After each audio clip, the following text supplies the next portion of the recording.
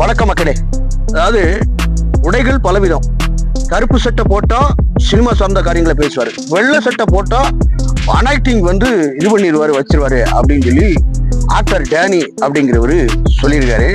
அது என்ன அப்படிங்கிறத செகண்டுக்கு செகண்ட் நம்ம இதுல பார்க்க போறோம்.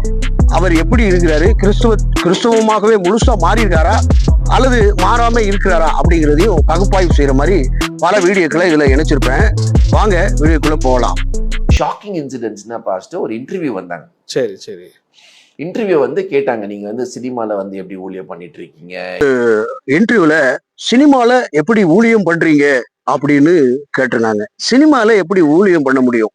சினிமா அப்படிங்கிறது ஒரு கற்பனைக்கு நிறைந்த கதாபாத்திரங்கள் நிறைந்த ஒரு காரியம். வேதத்துக்கு அப்பாற்பட்ட ஒரு மாம்சத்தின் கிரியை, பழிக்கு பழி வாங்குவது, இப்படி பலவிதமான காரியங்கள் ஊடாக பயணிப்பது சினிமா சார்ந்த காரியமாக இருக்குது. சரிங்களா? சரி, அதுல என்ன இன்டர்வியூ பண்ணாரு, இந்த உடைய எப்படி மாத்தி போட்டு என்ன மாதிரிலாம் பண்ணாரு வச்சாரு அப்படிங்கிறத மேலும் என்ன சொல்றாரு அப்படிங்கிறத நம்ம கேட்போம். போனோம். சரி. சினிமா பத்தி பேசினா பிளாக் அண்ட் பிளாக் சூட்டு, ஆண்டவர் பத்தி பேசினா ஒயிட் அண்ட் ஒயிட் சூட் பத்தி எப்படி போயிட்டு இருக்கு. நம்ம டாடி சார் வந்து எப்படின்னா 2 கெட்டப்பு போடணுமா. 2 கெட்டப்புனா கருப்பு கலர்ல கருப்பு கலர் ஷூட்டு பேண்ட் போட்டா சினிமா சார்ந்ததை பேசுறவங்களாம். அதுக்கு அடுத்ததாக என்ன சொல்றாங்க பத்தி பேசிட்டு ஃபுல்லா பிளாக் அண்ட் பிளாக் போயிட்டு ஒயிட் பேசும்போது எனக்கு வந்து அனாயிட்டிங் வந்துருச்சு. அனாயிட்டிங் வந்து ஐ அம் மூவிங் மாரி காணி மூலோ. இப்படி ஒயிட் அண்ட் ஒயிட்ல வந்தா அப்படி ஒரு கெட்டப்ல இருந்தா தான் சரியா இருக்கும். அப்படி ஒயிட் கோட்ல போட்டு என்ன பண்ணாரு அப்படிங்கிறதையும் விளக்குவாரு. என்னங்கிறத கேளுங்க. Clean spirit. அவங்க வந்து இன்டர்வியூ எடுக்க வந்த ஆமா இன்டர்வியூ எடுக்க வந்த ஆங்கர். ஆமா ஆங்கர். 2 கேமரா மொபைல்ல என் பையனை ஷூட் பண்ணிட்டு இருக்கோம். ஸ்டார்ட் ஆயிடுச்சு. I'm talking about Jesus. In the mighty name of Jesus. When Jesus came, the devil. White சட்டை, ஒயிட் கோட்டு, ஒயிட் இதை போட்ட உடனே ஓபாரி கபாரி ஓபாரி கபாரி ஓபாரி இப்படி ஆடிடுவார். ஆடிட்டு ஓபரி கபரிபா ஓபரி கபரிபா. பாத்தீங்களா? கருப்பு கலர் சட்டை போட்டா அந்த கெட்டப்புக்கு சினிமா கார்ந்த காரியங்களை பேசுவாங்களாம். வெள்ளை சட்டை போட்டா அதுக்கு ஒரு கெட்டப்பு. அது முக்கியம் இல்ல. நம்ம எது பண்ணாலும் இந்த உலகம் நம்மள உடனே உத்து பார்க்கணும். அதாவது நாய் வேஷம் போட்டா குறைக்கணும், சினிமா வேஷம் போட்டா சீரணும், புலி வேஷம் போட்டா பாயணும், யானை வேஷம் போட்டா பிச்சை எடுக்கணும். பிச்சை எடுக்கணுமா? ஏண்டா டேய், யானைகிட்ட எத்தனை ஹைலைட்ஸ்ரா இருக்கு. சினிமால வந்து ராஜா கெட்ட போட்டா அதுல ஒரு கெட்ட போட்டா தான் ராஜான்னு தெரியும். ஒயிட் கட்டு போட்ட உடனே அனாயிட்டிங் வருது அப்படின்னு சொல்லும் போது பயங்கரமான அனாயிட்டிங் இருக்கு.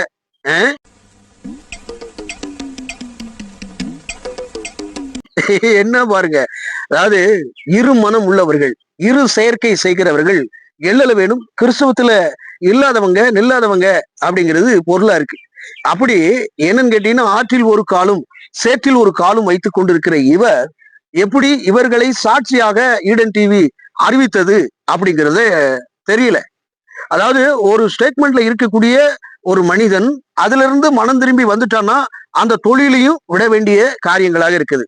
நான் மனம் திரும்பிய பிறகும் சினிமாவிலே ஊழியம் செய்கிறேன். எப்படி ஊழியம் செய்ய முடியும்? சினிமாவில எப்படி ஊழியம் பண்ண முடியும்? சான்ஸ் தான் கேட்க முடியும். நான் ஆடுவதற்கும் நடனம் ஆடுவதற்கும் சினிமா வாய்ப்புகள் ஏதாவது ஒரு ரோல்ல நடிக்கிறதுக்காக போக முடியுமே ஒழிய அங்க போய் சுவிசேஷங்கள்லாம் அறிவிக்க முடியாது. சுள்ளிச்சேட்டை வேணா பண்ணலாம், வைக்கலாம். அப்படி 2 வகையான சுள்ளிச்சேட்டை. ஒண்ணு மாய்மாலம் நம்பர் 1 ஓ மரியா மரியா அப்படிங்கிறது தான். முதல்ல ஒரு டேனியா தான் இருந்திருக்காரு, பேரு கிறிஸ்துவராக தான் இருந்திருக்காரு. சினிமாக்குள்ள போறதுக்கு என்ன வேலை? சரி, இன்னொரு வீடியோ அவரே போட்டிருக்கக்கூடிய வீடியோவை பாருங்க. இந்த 2ஐயும் பாருங்க. அப்போ 2லயும் நிலைத்திருக்கிறவன் எல்லவன், அதான் உலக பிரகாரமாவும் இருந்துடுவான், வேதத்தையும் பத்தி பேசுவான் அப்படின்னு சொன்னா ஆகாத காரியம். அதே போல லைவ்ல பாத்தீங்க அப்படின்னு சொன்னா ஓ ரபா கரபா ஓ ரபா கரபா அப்படின்னு சொல்லி ஒரு மாய்மால காரியங்களை போட்டு பல காரியங்களை பண்றதுதான் இந்த டேனியோட வேலை. அதாவது பாதியிலே சுடப்பட்ட எபிராயிமோ பாதியில் சுடப்பட்ட அப்பமா இருக்கிறான் அப்படின்னு சொல்லப்படுகிறது. வேகாதவர்கள், அறகுறையானவர்கள், அறகுறை வெந்தவர்கள், வேகாதவர்கள் அப்படின்னு சொல்லுவாங்க இல்லையா? அதே ஃபார்மெட்ல தான் அந்த நடிகர்கள் மனம் திரும்புவது ஆகாத ஒரு காரியம். அதை விட்டும் வரமாட்டாங்க, அங்கேயும் நிலைப்பாங்க, இங்கேயும் இயேசு குறித்தும் பேசுவாங்க. இதை வந்து ஒரு பேஷனா வச்சிருக்காங்க. இதுல நடிகர் செந்தில் அவர்கள் வந்து எப்படின்னு கேட்டீங்கன்னா, நான் கிறிஸ்துவை ஏற்றுக்கொண்டேன் அப்படின்னு சொல்லி ஒரு மேடையில பேசியிருந்தாரு. ராமராஜனும் பேசியிருந்தாரு. ஆனால் அவர்கள் மேடையோடு பேசுறதோட சரி, மற்றபடி வாழ்வியல்ல அவரு வேற மாதிரியான ஒரு நபராக மாறி இருக்காங்க. சினிமா நடிகர்கள் ஒருபோதும் மனம் திரும்பி விட்டார்களா அப்படின்னு சொன்னா கிடையவே கிடையாது. இந்த ஸ்ரீநாதன் என்கிறவர் நடனங்களையும் சரி, நாடகத்திலையும் சரி, எல்லா காரியங்களையும் நடித்து கொண்டேதான் இருக்கிறார், கிறிஸ்துவத்தில் இருப்பதாகவும் சொல்லுகிறார். சோ இரு நிலைப்பாடா இருக்க முடியாது. இப்போ ஒரு காட்சி பதிவை பாருங்க. இந்த காட்சி பதிவிலே பேதுரு வலைய இது பண்றாரு, எடுக்க முடியாத அளவுக்கு மீனை ரொம்ப நேரம் வெகு நேரம் ஆகியும் என்னன்னு கேட்டீங்கன்னா மீனை பிடிக்க முடியல. ஆண்டவர் வருகிறார். ஆண்டவர் வந்ததன் அடிப்படையில என்ன ஆகுது அப்படின்னு கேட்டீங்கன்னா 2 படகுக்கு மேல நிரம்பத்தக்க மீன்களை எடுக்கிறாரு. எடுத்த போதும் எனக்கு பின்னே நீ மீன் பிடிக்கிறவனா இருக்கிற, எனக்கு பின்னே வா, மனுஷரை பிடிக்கிறவங்களாக ஆக்குவேன் அப்படின்னு சொல்லும்போது வலைய போட்டு போறத இந்த காட்சி பதிவோடு நம்ம இது பண்ணியிருக்கோம், வச்சிருக்கோம். சரி, அவங்க திரும்ப அந்த மீன் தொழிலுக்கே போனாங்களா? இயேசு கிறிஸ்துவிடத்தில் வந்த பிறகு மீனுக்கே போனாங்களா அப்படின்னு கேட்டா, ஆண்டவராகிய இயேசு கிறிஸ்துவானவர் சிலுவையில் அறையப்பட்டு 3ஆம் நாள் உயிர் தெழுந்து தம்முடைய சீசர்களுக்கு காட்சி அளிக்கிறாரு.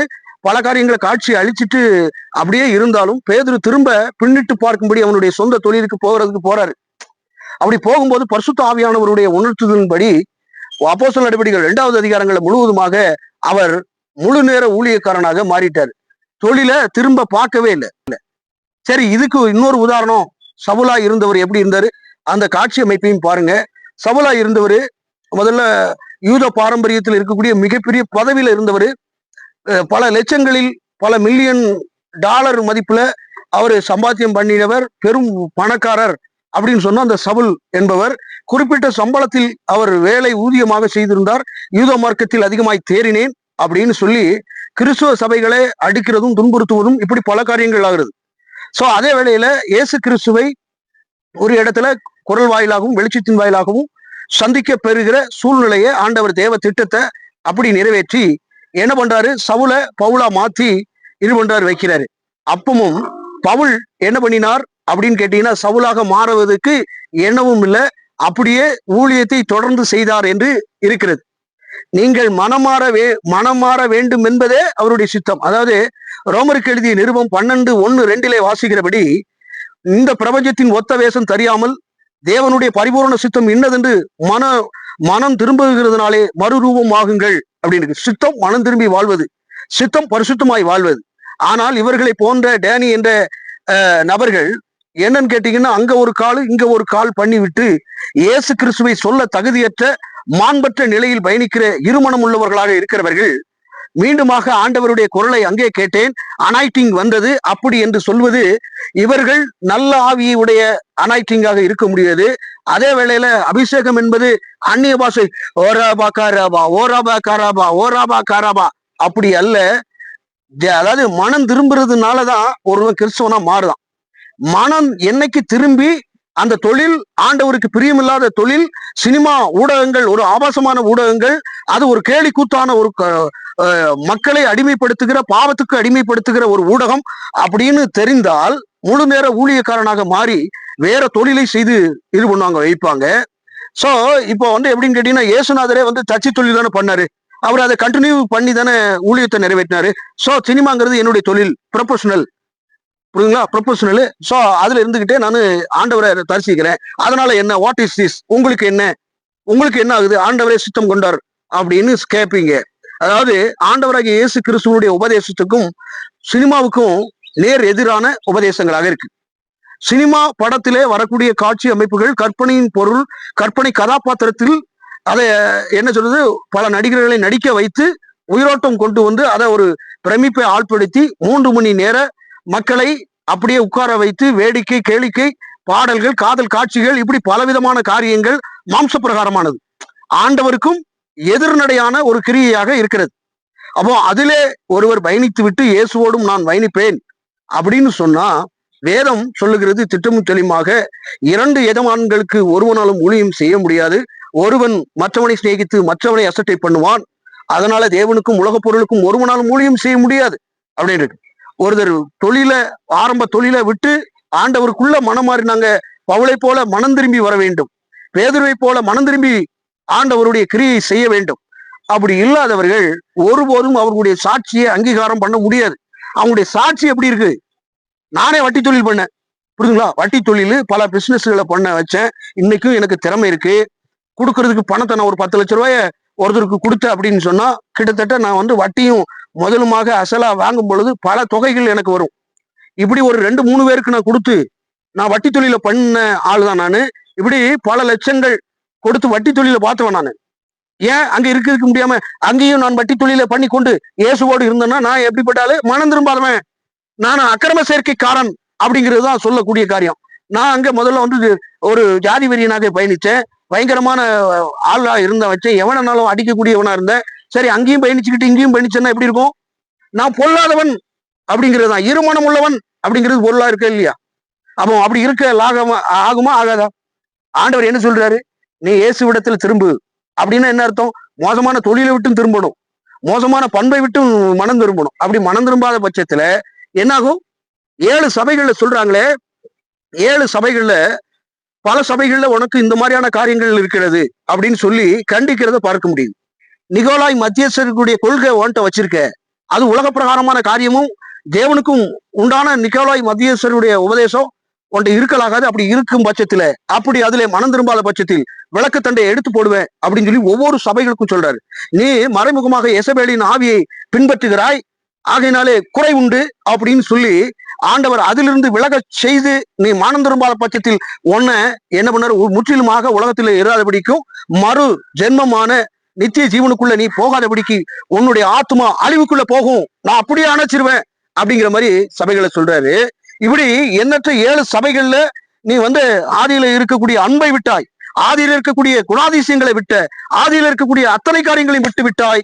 ஆகையினால் நீ மனம் திரும்பு, அப்படி இல்லை என்றால் விளக்கு தண்டை எடுத்து போடுவேன் அப்படின்னு சொல்லி ஒவ்வொரு சபைகளுக்கும் சொல்றது என்ன?